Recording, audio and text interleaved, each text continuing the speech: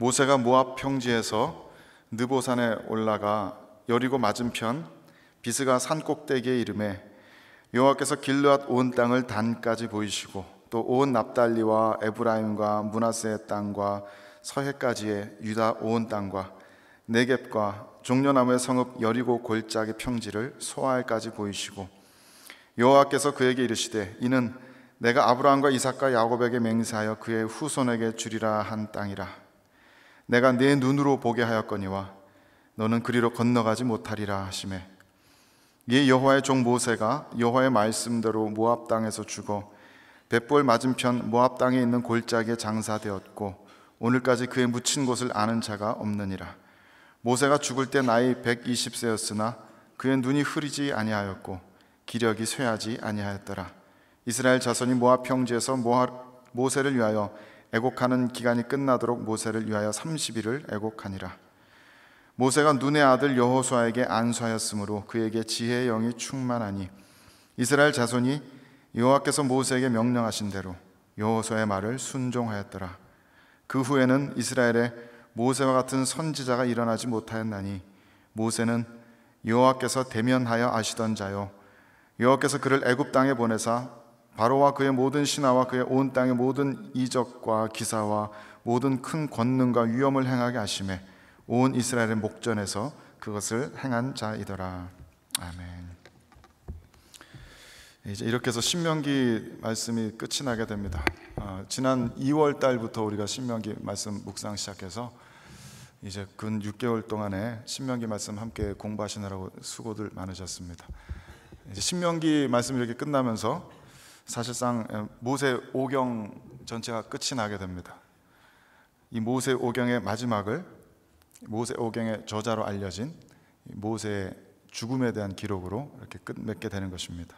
그러니까 아무래도 이 모세의 죽음에 대한 이 기록만큼은 최소한 여호수아라든지 그 뒤에 다른 사람이 썼다고 봐야 하겠죠. 오늘 이 본문에 대해서 어떤 주석가는 이런 요지의 말을 썼습니다. 비록 인간적인 마음으로는 모세가 결국 약속의 땅에 들어가지 못하는 것이 굉장히 안타까운 일이지만 모세가 여기서 죽는 것은 사실 그 타이밍이 아주 적절한 것이다. 왜냐하면 유언장은 유언자가 죽어야 비로소 효력을 나타내기 때문이다. 이런 요지의 글을 썼습니다. 이게 무슨 얘기냐면은 성경에 이야기하고 있는 새 언약의 중보자는 예수님이시지 않습니까? 예수님께서 하나님과 인간 사이에 가운데 계셔서 하나님과 인간 사이의 언약을 이렇게 체결하는 일을 맡아서 해주셨습니다. 그리고 예수님을 중보자로 해서 맺은 그 언약은 마치 유언장처럼 예수님이 죽어야 그 효력이 나타나게 되는 그런 언약이었습니다. 그래서 예수님께서 언약대로 죽으시고 또 부활하셔서 그리스도 안에 있는 모든 생명의 구원의 언약의 혜택을 그리스도 안에 있는 모든 백성들이 누릴 수 있도록 그런 일들을 해주셨습니다. 그것과 비교해서 이 구약 옛 언약의 중재자는 모세였습니다. 하나님께서 모세를 통해서 율법의 언약을 이스라엘 백성들에게 주시고 모세가 가운데에서 하나님과 이스라엘 백성들 사이에 언약을 맺을 수 있도록 그런 역할을 하였습니다. 그렇기 때문에 이것도 역시 예수님의 언약과 마찬가지로 모세가 죽어야 그 다음에 효과가 나타난다는 이야기입니다. 모세가 죽어야 이제 그 다음 세대인 여호수아가 리더십을 이양받고 모세가 죽어야 그 다음에 이제 백성들이 함께 가나안 정복 전쟁을 나가고 모세가 죽어야 이제는 이스라엘 민족이 사람에게 인도받지 않고 살아계신 하나님의 말씀에 의해서 인도받는 하나님 나라를 세울 수 있다. 그런 이야기입니다. 물론 맞는 말씀이겠습니다만 그래도 인간적인 마음에서 모세 입장에서 보면은 이러한 죽음이 꽤나 좀 안타까울 것 같다는 그런 생각도 듭니다. 그토록 오랫동안 바라고 소망하며 여기까지 왔는데 이제 저 약속의 땅 가나안 땅을 바로 눈앞에 두고서 그 땅에 들어가 사는 것은커녕 그 땅에 발 한 번 밟아보지 못하고 죽어야 하는 그 모세의 마음이 굉장히 안타깝지 않을까. 성경은 모세가 가나안 땅에 들어가지 못하는 이유가 무리바 물가에서 하나님께 범죄한 사건 때문에 그렇다라고 쓰고 있습니다. 민수기 20장에 기록된 사건이죠. 잘 알고 계시겠습니다만은 이스라엘 사람들이 광야 여행을 이제 막 시작하면서 물이 없어가지고 광야를 헤매면서 목이 말라서 모세와 아론에게 막 불평을 하고 달려드니까 모세가 하나님께 여쭤보았습니다. 그리고 하나님께서 말씀하시기를 지팡이를 가지고 네 형 아론과 함께 회중을 모아서 반석에게 명령하여서 물을 내어라 가르쳐 주셨습니다. 그런데 모세는 말로만 명령한 것이 아니라 지팡이로 반석을 2번 쳤고 그때 반석에서 물이 나왔다라고 이렇게 기록되어 있습니다.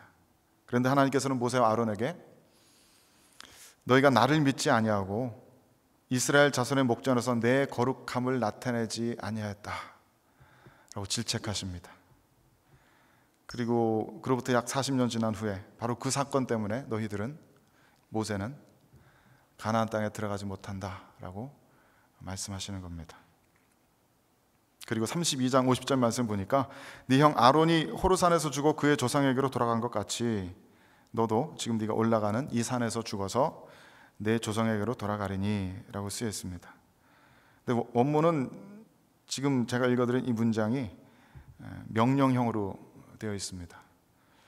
네 형 아론이 호르산에서 죽은 것 같이 너도 이 산에 올라가서 거기서 죽어라, 그렇게 문법적으로는 되어 있다는 것입니다. 이 히브리 말의 수사학적인 표현일지는 모르지만 제가 모세였으면 굉장히 서운했을 것 같습니다. 120년 인생을 하나님께서 인도해 오셨습니다. 참 많은 고난의 시간 보냈고 특히 마지막 40년은 광야에서 그 수백만 어리석은 죄 많은 민족들 이끌고 약속의 땅까지 가느라고 금식하면서 기도하고 주님께 매달리고 주님께 지혜를 구하고 수없이 가슴을 찢고 속상하고 그런 마지막 40년을 보내고서 그 모든 하나님 말씀에 순종하느라고 길을 써왔는데 그 마지막에 결국은 너는 그 약속의 땅에 들어가지 못한다. 네가 저지른 그 단 한 번의 실수 때문에 너는 그 땅에 들어가지 못한다. 이런 거라면 저 같으면 굉장히 억울할 것 같습니다. 그런데 오늘 본문을 읽으면서 마음에 느껴지는 것은 모세가 죽을 날이 되어서 이렇게 느보산에 올라가서 그토록 꿈꾸던 가나안 땅을 바라보지 않습니까? 근데 오늘 본문의 이 장면에서는 모세가 애통하였다라든지 모세가 분내하였고 슬퍼하고 가슴을 찢었다라든지 그런 내용이 전혀 드러나 있지는 않습니다. 모세는 그저 담담하게 느보산 꼭대기에 올라가서 하나님께서 그 먼 옛날 아브라함에게서부터 약속해 주신 그 약속의 땅을, 이제야 마침내 찾아온 그 약속의 땅을 담담하게 바라봅니다. 그런데 본문에서는 그냥 모세가 바라본 것이 아니라 여호와께서 보여주셨다라고 이렇게 쓰고 있습니다.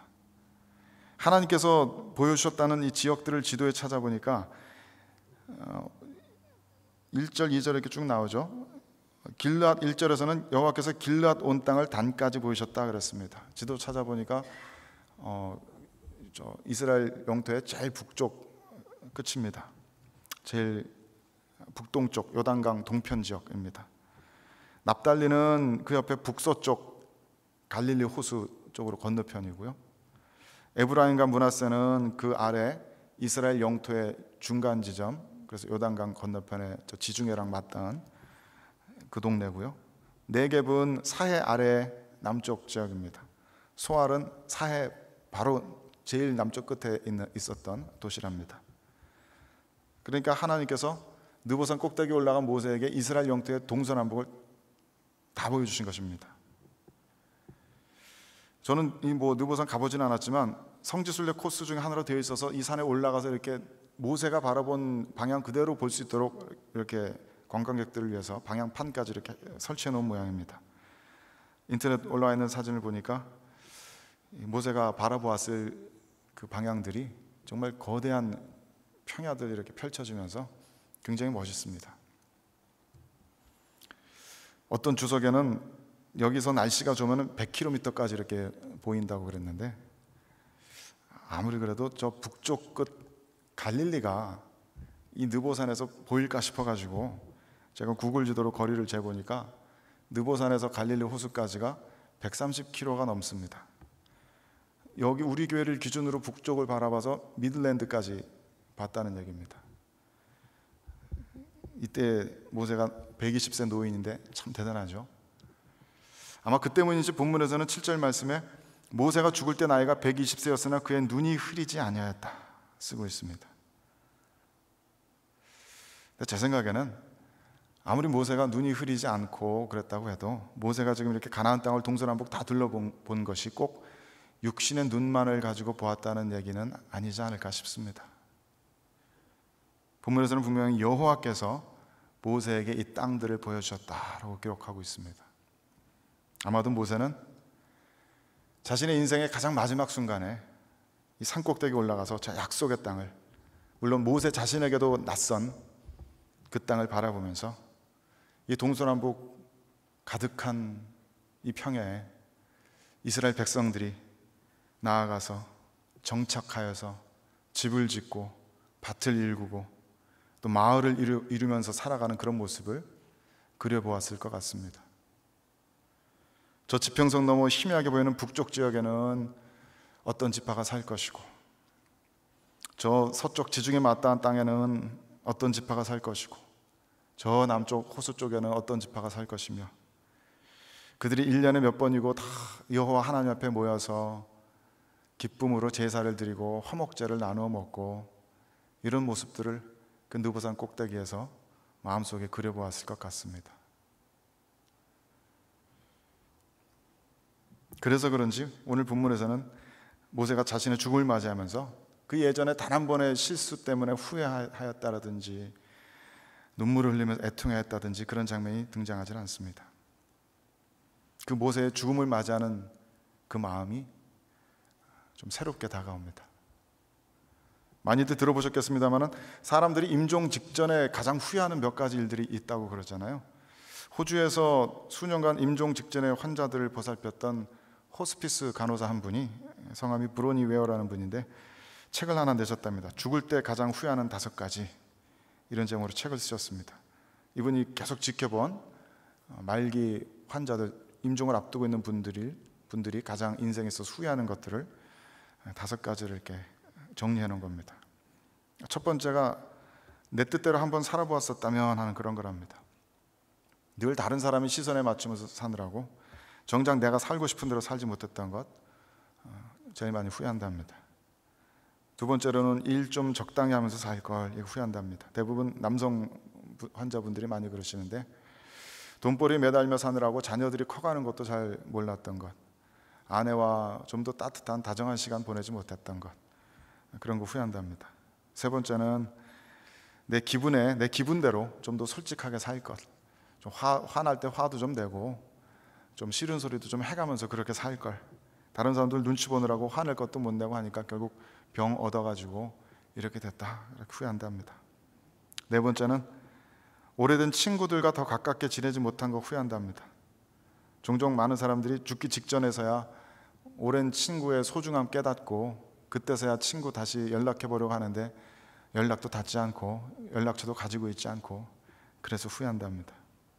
마지막 5번째는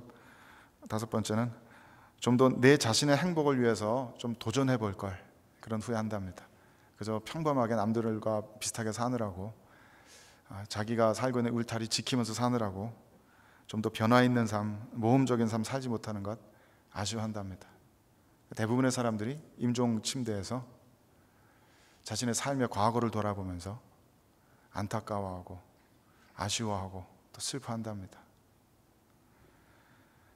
그런데 모세는 슬퍼하지 않습니다. 모세는 뒤를 돌아보지 않습니다. 모세에게는 그런 모습이 보이질 않습니다. 모세는 죽음을 앞두고서 자신의 뒤를 돌아보면서 내가 뭘 잘못했는지, 내가 어떻게 했었으면 더 잘 살았을 것인지 그거 후회하기보다는 오히려 자신의 죽음 이후에 일어날 소망의 일들을, 믿음을 가지고 바라봅니다.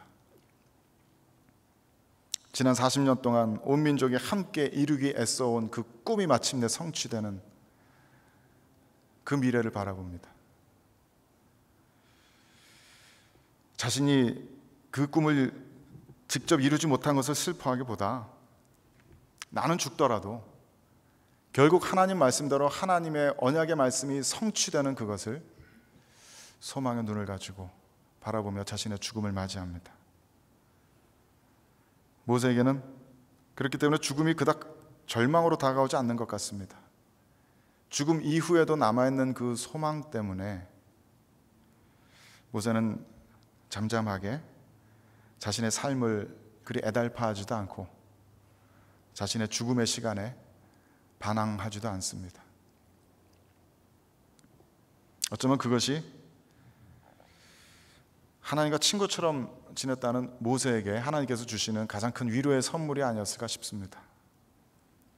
따로 어떤 말을 들려주지 않아도 모세는 느보산 꼭대기에서 이 광대한 땅을 바라보며 내가 여기까지 이끌어온 민족들이 이 땅 가운데 흩어져서 행복하게 주님의 말씀 위에서 살아갈 그 모습을 상상하며 자신의 삶이 결코 헛되지 않았다는 것을 깨닫습니다.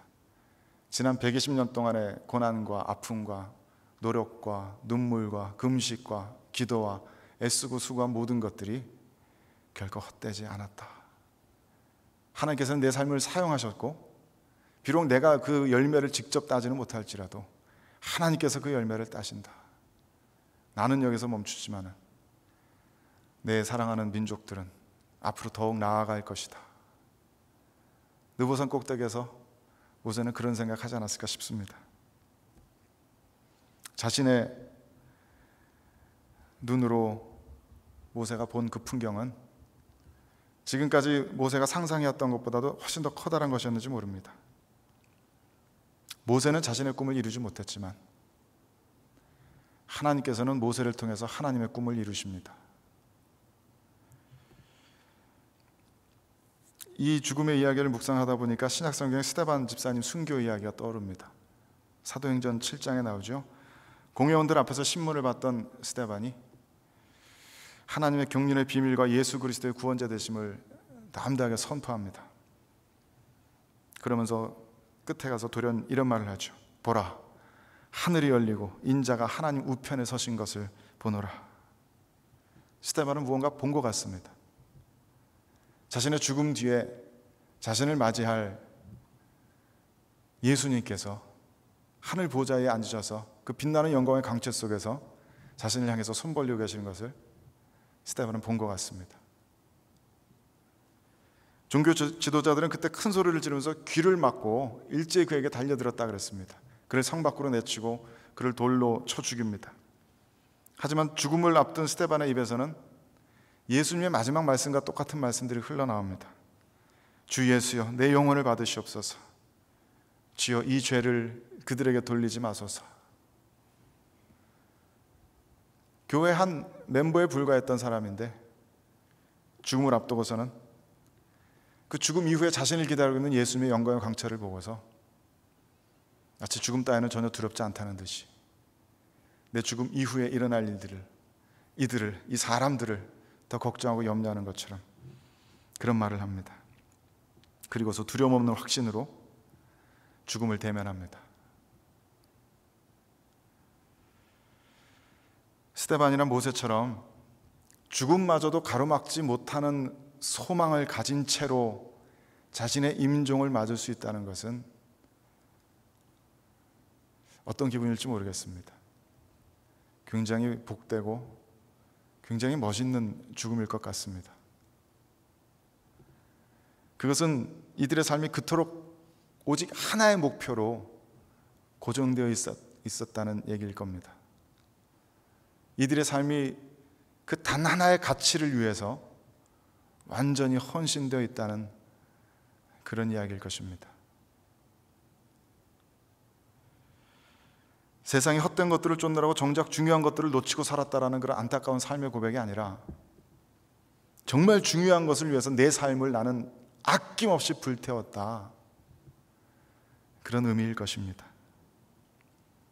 한 번뿐인 인생인데 내 꿈 중에 못 이루고 죽은 것이 너무 많다라고 안타까워하는 것이 아니라 내 한 사람의 인생으로도 모자랄 만큼 거대한 영광스러운 목표를 위해서 나도 그 목표의 성취에 참여되었다라는 감사의 고백일 것입니다.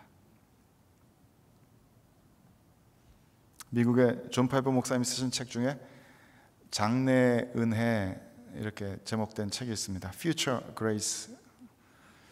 이 책에서 존 파이퍼 목사님이 가르쳐 주신 것은 우리 성도들은 결코 우리가 과거에 받은 하나님의 은혜를 되갚느라고 순종의 삶을 사는 것이 아니라는 것입니다. 하나님께서 우리들에게 많은 것을 주셨는데 그게 너무 감사해서 감사하기 때문에 나의 순종으로 어떻게든 그것을 보답하려고 사는 것은 성도의 올바른 삶이 아니다. 오히려 성도들은 내가 지금까지 받은 은혜보다도 더욱더 엄청나게 영광스러운 미래의 은혜들이 나를 기다리고 있기 때문에 하나님 말씀에 순종하면서 그리로 나아가는 것이고 또 그래야 한다라는 것입니다. 우리가 하나님께 받은 은혜가 크다고 그 은혜를 만분의 1이라고 갚아보려고 애쓰는 것은 채무자 윤리에 속하는 것이어서 그것은 결코 이루어질 수도 없고 우리의 노력으로 하나님의 은혜를 갚을 수 있을 만큼 하나님의 은혜가 그렇게 작은 것도 아니고 그것이 우리들에게도 무익하다는 것입니다. 성도들의 순종의 바른 동기는 우리들 앞에 어떠한 거대한 은혜가 미래가 소망이 놓여 있는가 그것을 바라보고 거기에 이르기 위해서 순종하는 것입니다. 이 책이 600페이지가 넘는 두꺼운 책인데 존 파이퍼 목사님은 그 책의 거의 마지막 부분에 성도들이 결국 가지게 될 미래의 은혜를 이야기하면서 죽음과 죽음 너머에 있는 우리가 죽음을 경험하고 난 다음에 맛보게 될 장래의 은혜, 하나님의 재창조에 대해서 이야기합니다. 우리가 매주 사도신경을 통해서 고백하는 것 같이 우리 크리스찬들의 소망은 죽음을 넘어서는 것입니다. 몸이 다시 사는 것을 우리는 믿습니다. 영원히 사는 것을 우리는 믿습니다. 우리의 소망은 결코 이 땅 위 어떤 것들에 고정되지 않습니다. 우리의 죽음을 넘어서까지 계속되는 그 하나님 나라의 영광에 우리들의 소망이 초점이 맞춰집니다. 우리는 매주 예배 시간마다 이 진리를 고백하면서도 정작 이 소망에 대해서는 너무나 적게 생각하는 경향이 있는 것 같습니다. 영국의 엔티라이트라는 분은 마침내 드러난 하나님 나라라는 유명한 책을 쓰셨는데 영어로는 Surprised by Hope 이렇게 제목이 되어 있습니다. 이 책에서도 이분은 기독교인들의 궁극적인 소망에 대한 이야기를 합니다. 지금 기독교인들이 가지고 있는 소망이라는 것의 거짓을 다 깨트려 버리고 차근차근 그것을 깨트려 버린 다음에 우리 기독교인들이 가지고 있는 궁극적인 소망은 그런 정도의 것이 아니다. 그리고 설명하기를 그 궁극적인 소망이라는 것은 죽음을 넘어선 후에 우리들의 삶이다. 저 낙원에서 주님의 품 안에서 완전한 안식을 누리는 것, 그것이 끝이 아니라 그 이후에 주님과 함께 열리게 될 영원한 부활의 삶, 그것이 우리들의 궁극적인 목표이다. 이렇게 쓰고 있습니다. 미국의 그레고리 비일이라는 신학자는 비슷한 주제를 전혀 다른 방향에서 이야기합니다. 이분은 성경과 또 여러 유대교 문헌에 나타난 성전의 개념을 연구하면서 결국 하나님께서 이 피조세계를 향해서 가지고 계시는 궁극적인 목적은 이 피조세계 전체를 하나님의 지성소로 삼는 것이라고 결론 내리고 있습니다. 그 책을 읽고 한동안 그 이미지가 굉장히 충격적으로 제 마음에 남아 있었습니다. 오늘 새벽 예배 설교를 마치고 집에 돌아가는데 그때는 제가 마캄에 살 때 하이웨이 7 타고 이렇게 집에 가는데요. 하이웨이 7 타고 가다 보면 오른쪽에 들판이 이렇게 보이지 않습니까? 운전하다가 그쪽을 무심코 보는데 그 들판과 도시의 스카이라인 바라보면서 온 도시에 하나님의 영광스러운 임재하심이 가득히 덮이는 것 같은 환영일까요? 착각일까요? 그런 걸 보았습니다. 저는 지금도 그 생각하면 가슴이 막 두근거립니다. 무엇라고 말로 잘 설명할 수 없을 것 같은 여호와 하나님의 임재가 우리 살고 있는 이 온 도시에, 온 땅에 가득한 모습. 이 그레고리 비일이 연구한 것에 의하면 하나님께서는 애초에 당신의 임재하심을 이스라엘의 성전 그 지성소에 몇 평 되지도 않는 그 조그만 공간에 스스로 가둬놓으셨다가 나중에는 에스라 느헤미야 시대 이후에 그 성전이 사라지고 하나님의 말씀으로 백성들 가운데 임재하시기 시작하셨습니다. 그리고 곧 이어서 예수 그리스도 한 인간의 모습으로 하나님의 임재를 완벽히 드러내셨습니다. 그리고 주님께서 승천하신 후에는 하나님의 임재를 담는 그릇으로서의 교회 공동체를 통해서 하나님의 임재를 세상 가운데 드러내십니다. 하나님께서는 이 교회 공동체를 온 세계 열방이 흩으심으로써 하나님의 임재가 온 세계 곳곳에서 경험되어지도록 만들고 계십니다. 그리고 마침내 주님께서 다시 오시면 그때는 온 천지 만물 가득하게 주님의 임재하심이 충만하게 될 거라는 것입니다.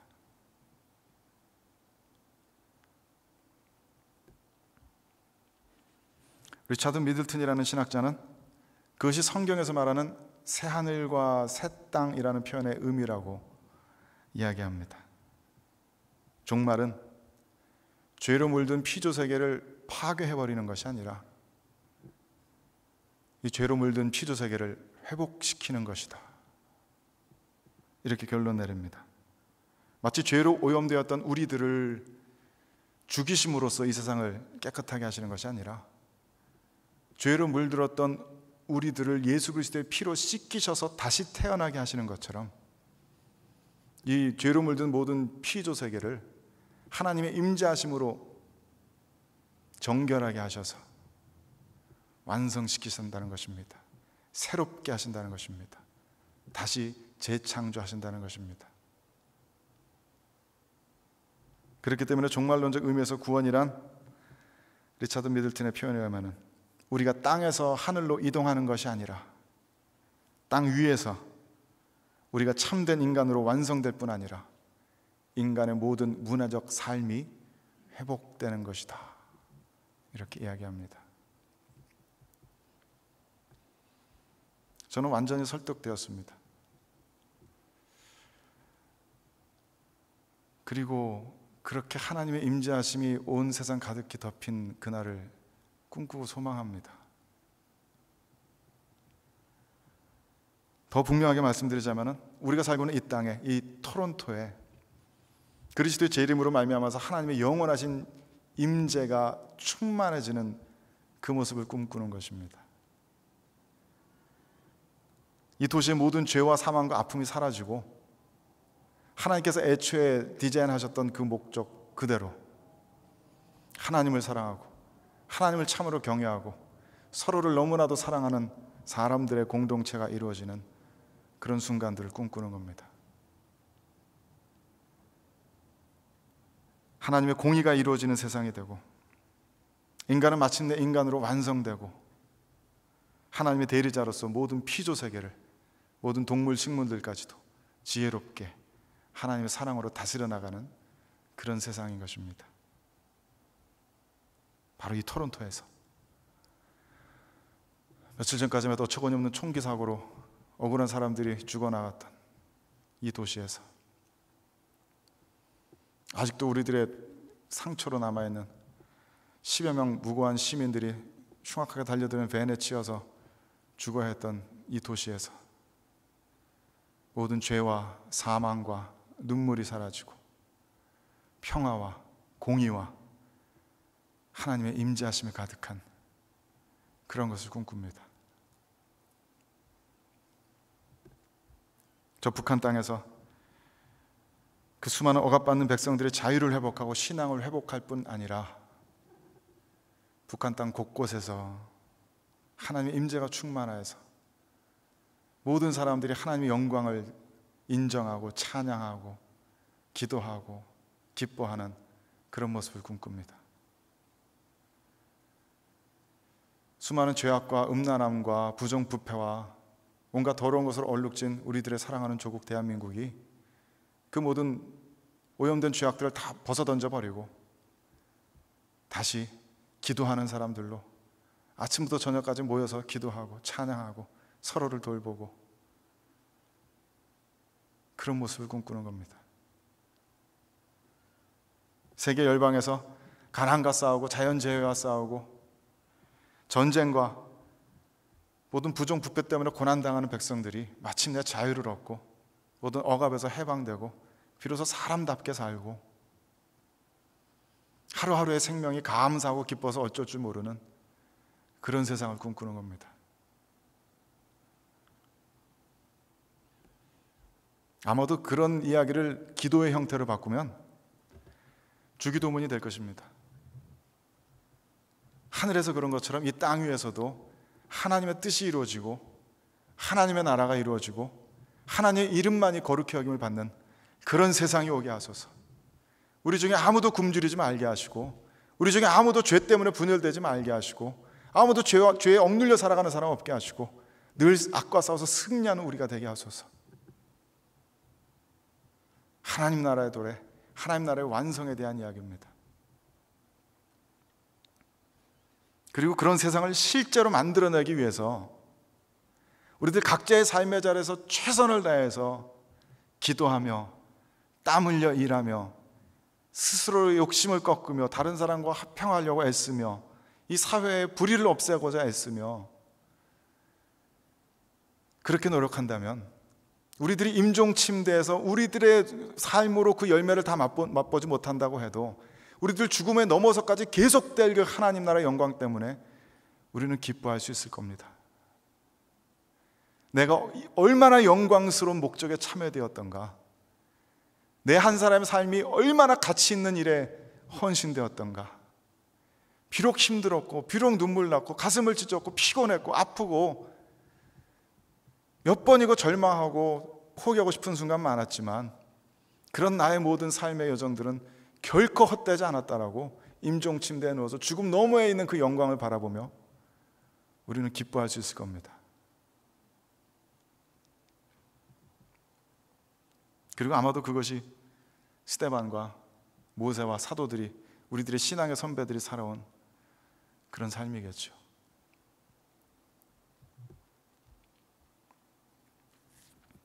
정치적인 이야기를 꺼내 죄송합니다만 공교롭게도 지난 23일 한국에서 비극적인 사건이 있었습니다.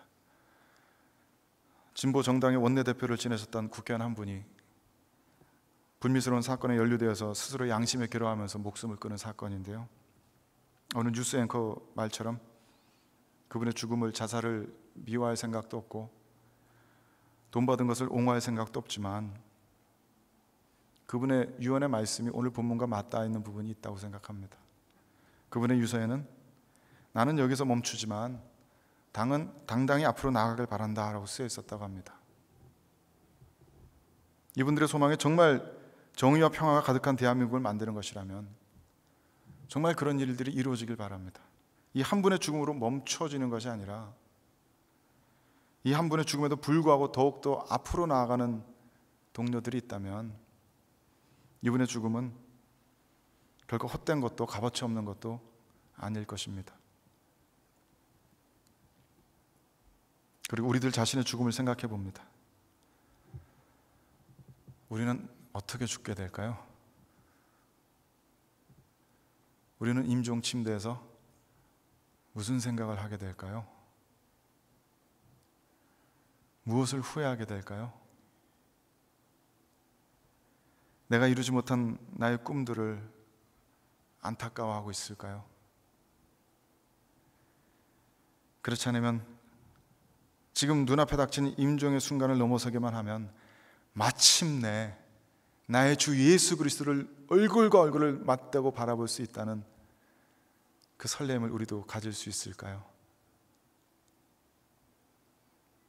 나는 주어진 시간에 대해서 여기에 멈춰서지만 우리가 함께 온 삶을 다 바쳐서 꿈꾸고 함께 일해왔던 그 하나님 나라의 영광스러운 성취가 우리들의 미래에 기다리고 있을 것이라고 부푼 희망을 가지고 임종을 맞이할 수 있을까요?